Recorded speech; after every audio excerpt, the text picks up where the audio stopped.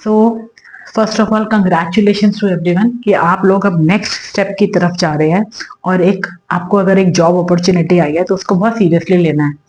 अब सीरियसली लेना है तो सबसे पहला पॉइंट जो लोग भूल जाते हैं और सिर्फ इंटरव्यू की प्रिपरेशन करते हैं, बट ये भूल जाते हैं कि जो रेज्यूमे है वो आपका विजिटिंग कार्ड है। उस पे लोग ध्यान नहीं देते हैं। फ्रेंड ने बनाया, ऑब्जेक्टिव लिखा, आपने ऑब्जेक्टिव ऐसा कैसा फ्रेंड से कॉपी पेस्ट कर दिया। आपको एक टेम्पलेट चूज करना है सबसे पहले अपने हिसाब से, जिसमें आपकी पिक्चर बहुत अच्छी लग रही है। टेम्पलेट बहुत अच्छा सा चूज करो और बहुत सारे कलर्स नहीं डालने हैं। Use only 2 to 3 colours, that's it. तो टेम्पलेट में ये चीज जब आप चूज करोगे तो बहुत ध्यान रखना, ओके। अब उसके बाद क्या याद रखना है, जब आपका नाम आया वो नाम बड़ा आएगा, बट उसके नीचे जो आप लाइन लिखोगे जैसी भी मर्जी चूज करो, बट आपका कॉन्टैक्ट नंबर, अगर हो सके तो ब्रैकेट में कोई ऑल्टरनेट नंबर या लिख दो कि ये व्हाट्सएप पे भी है, कुछ ऐसा इंडिकेशन जिससे एचआर जब आपका सीवी देखे और वो आपको कॉल करे, तो अगर आपका कॉल उस टाइम पे आप अनअवेलेबल हो, नॉट रीचेबल है, स्विच ऑफ है, कुछ भी है, तो उनके पास या तो एक ऑल्टरनेट नंबर हो या आपका कोई व्हाट्सएप नंबर हो जो अवेलेबल आप करा सकते हो, क्योंकि आप नहीं चाहोगे कि ये वाली कॉल मिस हो। दूसरा, ईमेल आईडी बहुत ही प्रोफेशनल होना चाहिए। लोगों का, मैं ईमेल आईडी जब देखती हूँ, जब मेरे सामने रेज्यूमेज आते हैं तो लिखा होता है स्वीटी राणा 123456@gmail.com। नहीं चलेगा। इससे समझ में आता है कि आप कितने प्रोफेशनल हो, इससे समझ में आता है कि आप कितने सीरियस हो। आपके जो भी ईमेल आईडी हैं वो ईमेल आईडी आपका नाम, चाहे सरनेम पहले आ जाए चाहे आपका नाम बाद में आ जाए या ना वाइस वर्सा, उसके साथ कोई 2 डिजिट, जैसे कि आपका बर्थ डेट हो सकता है, आपका ईयर हो सकता है, और अगर कुछ भी नहीं मिलता है तो आप अंडरस्कोर्स का यूज करो, बट एक स्पेशल ईमेल आईडी बनाओ अपनी जॉब के लिए, अपने प्रोफेशनल चीजों के लिए, क्योंकि ये बहुत इंपॉर्टेंट है और लोग ध्यान नहीं रखते हैं। लिंक्डइन पे प्रोफाइल होना बहुत इंपॉर्टेंट है, डोंट मिस दिस। अगर आपको लगता है कि मेरा तो अभी कोई करियर स्टार्ट ही नहीं हुआ है, मैं लिंक्डइन पे प्रोफाइल बना के क्या करूं, तो प्लीज गाइस, लिंक्डइन पे प्रोफाइल बनाना, जितने भी प्रोफेशनल्स हैं, आप प्रोफेशनल हो, आप प्रोफेशनल दुनिया में कदम रख रहे हो, इसके लिए भी आपको लिंक्डइन प्रोफाइल चाहिए। तो डोंट इवन अंडर एस्टिमेट कि मैं लिंक्डइन पे प्रोफाइल बनाऊं कि नहीं, यस और नो का सवाल ही नहीं है, बनाना ही है। अब लिंक्डइन पे भी क्या होता है, जब आप प्रोफाइल बनाते हो उसमें आप जो अपनी चीजें हैं, अपना सीवी के हिसाब से जो आप उसमें एडिट करते हो, आप डालते हो, आप अपना पूरा का पूरा स्किल्स करते हो, और आप वो करते हो कि कि मैंने क्या क्या एजुकेशन की है, मेरा ऑब्जेक्टिव क्या है, मेरा लाइफ स्किल्स क्या है, सब आप लिखोगे। लेकिन आपका जो, अगर आप लिंक्डइन पे नॉर्मली छोड़ दोगे ना अपना प्रोफाइल बना के, तो बहुत लंबा लिंक आता है, वो लंबा सा लिंक कॉपी पेस्ट नहीं करना है। तो लिंक्डइन पे जब आप अपने प्रोफाइल में जाओगे तो आपको राइट साइड पे दिखेगा पब्लिक प्रोफाइल एंड यूआरएल, उसमें आप देखोगे तो आपको वो लंबा सा लिंक दिख रहा होगा, साथ में आपको एडिट का ऑप्शन दिख रहा होगा। जैसे कि मेरे लिंक्डइन पे अगर आप जाएंगे तो क्लियर है, लिंक्डइन का एक बहुत अच्छा सा यूआरएल है और स्लैश है एंड बजाज रुचि 21 जो मेरा लिंक्डइन का प्रोफाइल है, तो वो आपको दिख जाएगा, ठीक है। तो लिंक्डइन का जो मैटर है वो सॉल्व है। ईमेल आईडी आपको पता चल गया, आपको प्रोफेशनल बनाना है। फोटोग्राफ आपको बहुत ही प्रोफेशनल यूज करनी है। झुमके डाले हुए हैं, किसी पार्टी में गए थे और आपने बहुत ही एथनिक सी ड्रेस डाला हुआ है और आप बहुत ही सजे धजे हुए हैं, ऐसा पिक्चर कभी मत यूज कीजिए। आपको एक बहुत ही प्रोफेशनल पिक्चर, चाहे आप एक नॉर्मल जैसे आप दिखते हो वैसी एक पिक्चर क्लिक करवा लो, लेकिन वो पिक्चर बहुत ही सटल होनी चाहिए, उसमें कोई मेकअप नहीं होना चाहिए, उसमें वो आपकी पर्सनैलिटी को दिखाता है आने से पहले। तो ये सब चीजें नोटिस होती हैं, ठीक है। नेक्स्ट आता है जब आप लिखते हो कि आपका एक्सपीरियंस क्या है। पहले हमेशा लेटेस्ट एक्सपीरियंस आता है जो आप कर रहे हो, जहां पर आप कंपनी में काम कर रहे हो या आपने छोड़ दिया है, लेकिन आप इसके पहले, छोड़ने से पहले जब आप इंटरव्यू के लिए आए हो तो वहां उससे पहले आप कहाँ काम करते थे, वो सबसे ऊपर आएगा। उसके बाद उससे पहले कहाँ काम करते थे और वाइस वर्सा, लाइक उसके पहले आप कहाँ काम करते थे, और इसी तरीके से ऑर्डर आता है कि सबसे फर्स्ट जॉब थी वो सबसे एंड में आएगी। अब क्या होता है कि उसमें आप ईयर्स मेंशन नहीं करते और उसमें आप मंथ्स मेंशन नहीं करते हो, कौन से ईयर में, कौन से मंथ से कौन से मंथ तक मैंने ये जॉब की, ये लिखना बहुत इंपॉर्टेंट है।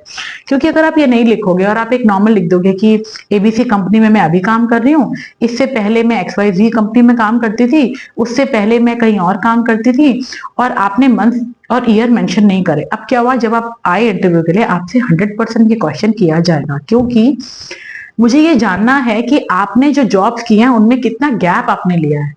पता चले आपने एक जॉब तो की 2022 में, एक जॉब आपने की 2023 में, उनका जो ड्यूरेशन था, मंथ्स आपने कितने चूज करे? क्या आपने 3 महीने में कोई जॉब छोड़ दी, या आपने 6 महीने की, या आपने कंसिस्टेंटली एक कंपनी को 1 साल 2 साल दिए? उससे मुझे समझ में आएगा कि ये जो मेरे सामने कैंडिडेट बैठे हैं ये कितने सीरियस हैं और ये कितना टिकते हैं कंपनी में। अगर आप ईयर्स और मंथ्स मेंशन नहीं करोगे तो क्या होगा? आप बोलोगे कि मैम वो तो हमें इंटरव्यू में पूछ लेंगे। इंटरव्यू में जब पूछेंगे तो आप कंफ्यूज हो जाओगे, क्योंकि इतना मैथमेटिक्स कि कौन से मंथ में, कौन से ईयर में, कौन सी जगह पे मैंने कितने से उस टाइम आप जो फंबल करोगे वो आपके लिए ठीक नहीं होगा। प्लीज मेंशन, अगर ब्रेक्स हैं तो उनको हैंडल करने की उल्टा आपको, कोई बात नहीं, अगर ब्रेक्स आए भी हैं आपके सीवी में, आपके करियर में, तो आप उनको ब्यूटीफुली हैंडल करो। उनके आंसर्स पहले से मेरे साथ बैठ के तैयारी करो कि मैम ये सब हमारे रहे हैं गैप्स, क्योंकि आप लोग सब प्रोफेशनल रहे हो, आप लोग जॉब्स करते करते बीच में अपने स्किल्स को एनहांस करने आए हो। अब आप फिर से जॉब करने जाओगे तो आप बोल सकते हो कि हम जॉब कर रहे थे, हमें जॉब करने करते टाइम ये समझ में आया कि ये सारी की सारी चीजें हमारे अंदर अभी मिसिंग है, हमें अपने स्किल्स को और इम्प्रूव करना है। तो हमने बीच में एक कोर्स ज्वाइन किया, हमने अपने स्किल्स को, ये बहुत अच्छा क्वालिटी आएगा कि हमने बीच में अपनी स्किल्स को इम्प्रूव करने के लिए एक ब्रेक लिया, अपनी और लर्निंग और अपडेट्स पे काम किया। तो ऑब्वियसली ये सामने से क्वेश्चन आ सकता है कि आप तो यहाँ भी ऐसे ही करोगे, तो आपके पास उसका जवाब भी क्या होगा, वो रेडी हम आपको प्रिपेयर आपको कराएंगे। लेकिन आप अपने सीवी में ये चीजें अच्छे से मेंशन करो, और याद रखना जो अभी कर रहे हो सबसे ऊपर आएगा, और जो सबसे पहले जॉब थी वो सबसे एंड में आएगी। करेक्ट? सबसे इंपॉर्टेंट चीज क्या होता है कि हमें इतना कुछ आ गया है कि हम 3 से 4 पेजेस का सीवी बना देते हैं। आप उसको स्क्वीज इट करो और आप उसको कोशिश करो मैक्सिमम 2 पेजेस का सीवी, उससे ज्यादा नहीं होना चाहिए। अब आप उसको कैसे एक्सप्लेन करोगे वो भी हम आपको प्रिपेयर कराएंगे, कि अगर आपका प्रोफेशनल एक्सपीरियंस बहुत अच्छा हो गया है और आपको उसको अच्छे से आपको लगता है कि मैं सब बता दूं, तो उसके लिए आपका इंटरव्यू प्लेस हुआ है, उसके लिए आपको इंटरव्यू में चांस मिलेगा। तो शॉर्ट पॉइंट्स में कैसे आप अपने एक्सपीरियंस को बता सकते हो? तो CV should be at least maximum for 2 pages, और अगर आप फ्रेशर हैं, अगर आप अपने स्किल्स पे काम कर रहे हैं तो 1 page is enough, more than enough. Okay. दूसरा, जैसे हमने बताया कि आपका जो एक्सपीरियंस है वो कैसे कैसे डिस्प्ले होना चाहिए, वैसे ही एजुकेशनल क्वालिफिकेशन में भी लोग बहुत गड़बड़ करते हैं। परसुइंग ग्रेजुएशन को सबसे एंड में लिखते हैं, 10th कहाँ से की वो सबसे पहले लिखते हैं, फिर 12th की वो सबसे उसके बाद लिखते हैं, फिर उसके बाद वो परसुइंग ग्रेजुएशन लिखते हैं, उसके बीच में कोई डिप्लोमा किया तो वो लिखते हैं। स्किल्स को और एजुकेशन क्वालिफिकेशन को मिक्स भी कर देते हैं, और ये भी नहीं पता है कि अगर आपने एमकॉम अभी आप कर रहे हो या एमए कर रहे हो और वो परसुइंग है, वो सबसे ऊपर आएगा।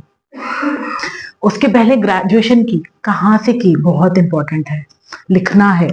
दिल्ली यूनिवर्सिटी से की कि इग्नू से की, ओपन से की कि रेगुलर से की। ये चीजें आपको लगेगा कि मैं क्यों बताऊं, मैं इंटरव्यू के टाइम पे बताऊंगी, बट आपका सीवी आपसे पहले पहुंचा है। Remember my point, this is your visiting card, ये आपसे पहले पहुंचा है, तो एचआर को सब पढ़ना है। उससे क्या पता चलता है? उससे ये दिखेगा कि अगर आप स्कूल ऑफ ओपन लर्निंग से ग्रेजुएशन कर रहे थे तो उस टाइम पे वो क्वेश्चन आएगा कि आपने अपने स्किल्स को कैसे फिर इंप्रूव किया। वो 3 साल के आप खाली बैठे, या आपने क्या किया उस टाइम पे अपनी लर्निंग के लिए, अपने अपडेट्स के लिए, राइट? तो आपको जो आप अभी कर रहे हो वो सबसे ऊपर आएगा। और एजुकेशन क्वालिफिकेशन के बारे में अभी बात हो रही है, स्किल्स का डिपार्टमेंट बिल्कुल अलग कर दो।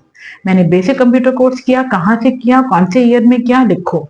स्किल्स में मैंने इंग्लिश एंड पर्सनालिटी किया, मैंने graphic designing and video editing किया, मैंने डिजिटल मार्केटिंग किया, कहाँ से किया, कौन से ईयर में किया। एजुकेशन क्वालिफिकेशन और स्किल्स का डिपार्टमेंट बिल्कुल अलग अलग आएगा, उससे मिक्स एंड मैच हो जाएगा।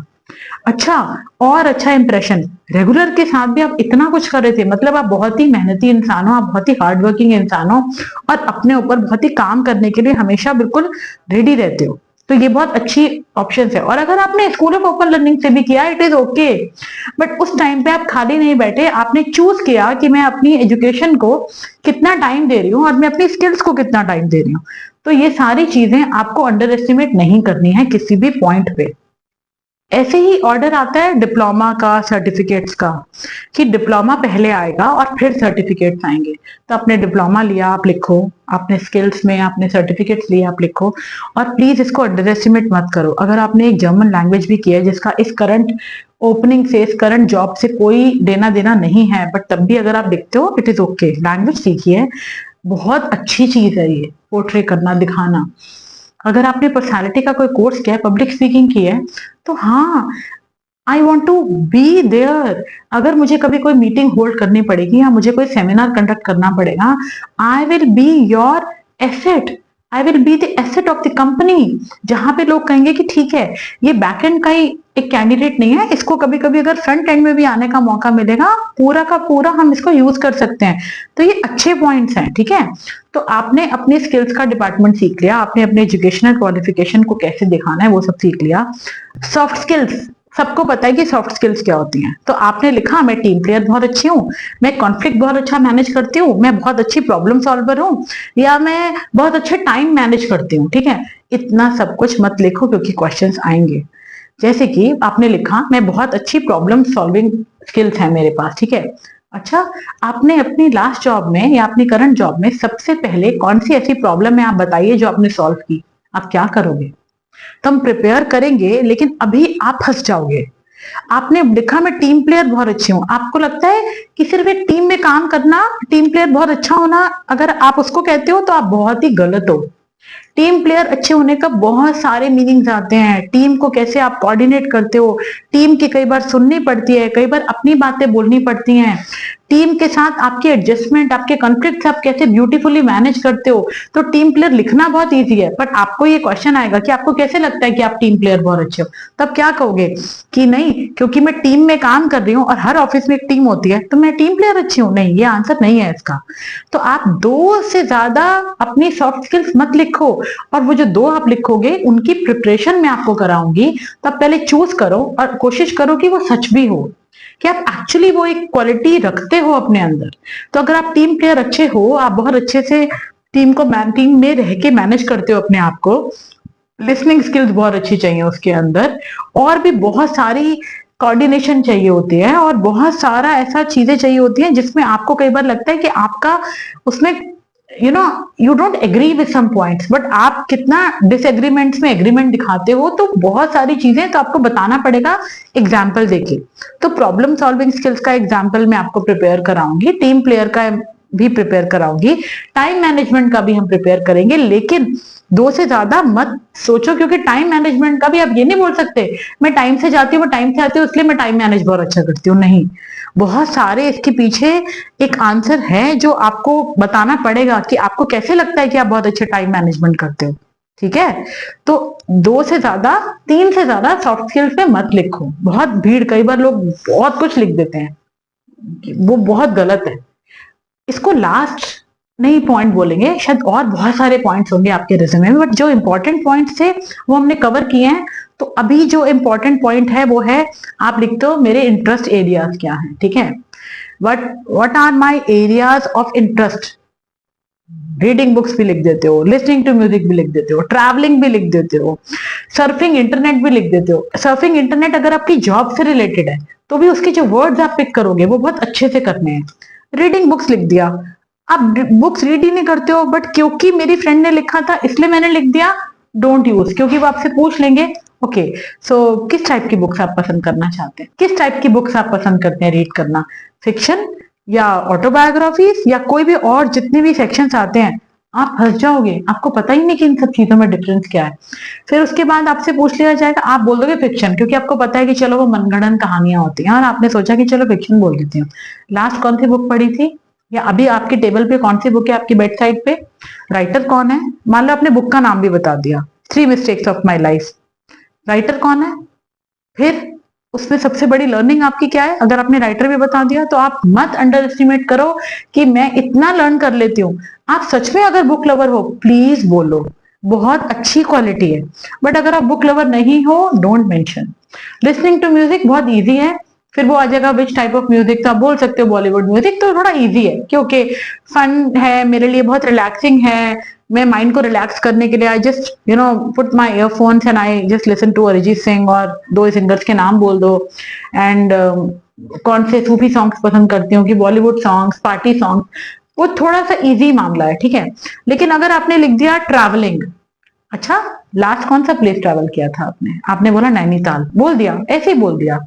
कब किया था? जॉब में छुट्टियां ली थी कि जॉब में आप रहकर आपने कैसे मैनेज किया ट्रैवलिंग? ओके, अच्छा ओके, आपने बोला कि मेरी कुछ छुट्टियां मैंने क्लब करी थी या मेरी कुछ छुट्टियां लैप्स हो रही थी तो मैंने ले ली, मैं नैनीताल गई। किसके साथ गए? फैमिली के साथ गए। अच्छा okay, can you please tell me what are the interest places you have seen there?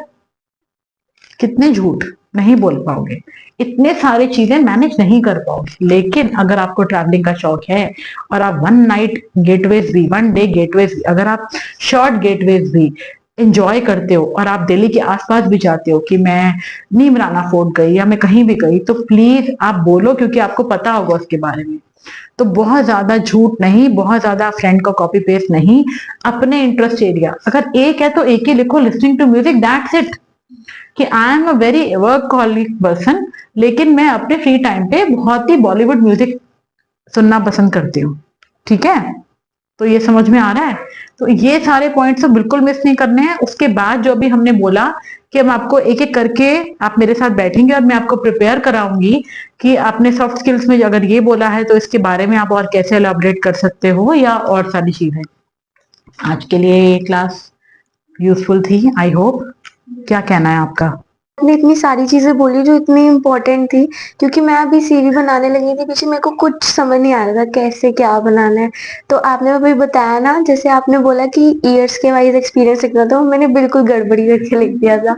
अब मुझे समझ में आया कि ये ऐसे लिखना है। तो उसमें मैंने इतनी सारी स्किल्स लिख दी थी, मतलब ग्राफिक डिजाइनिंग सिर्फ सीखी है, बट उसको भी इलेबोरेट करके लिख दिया, उसके अंदर जो जो सीखा है। बट वो आपने जैसे बताया कि बिल्कुल भी यूजफुल नहीं है। अगर आपने एक ग्राफिक डिजाइनिंग का कोर्स किया है और उसमें आपने जो जो मॉड्यूल सीखे आप लिख सकते हो, बट आपका सीवी अगर शॉर्ट एंड क्रिस्प रखना है तो दुनिया को पता है कि ग्राफिक डिजाइनिंग में क्या क्या आता है, तो शॉर्ट भी रख सकते हो, लिख भी सकते हो, that is not an issue.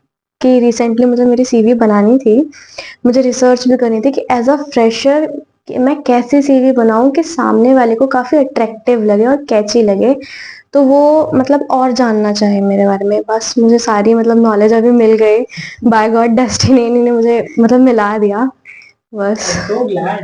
आपने जो बताया है it is to the point, मेरे को जो चाहिए होगा इम्प्लीमेंट करने के लिए। और इतनी बारीकी के साथ तो एक्सपेक्टेड भी नहीं था जितना आपने बता दिया है। हर वो छोटी चीज, वो कहते हैं ना कि इन्विजिलेटर के साइड से देखो, तो वो आपने विजुअलाइजेशन कराया है and it is more than expected. मतलब मेरे लिए तो यहाँ आना इज मोर फ्रूटफुल, आपके सामने होना।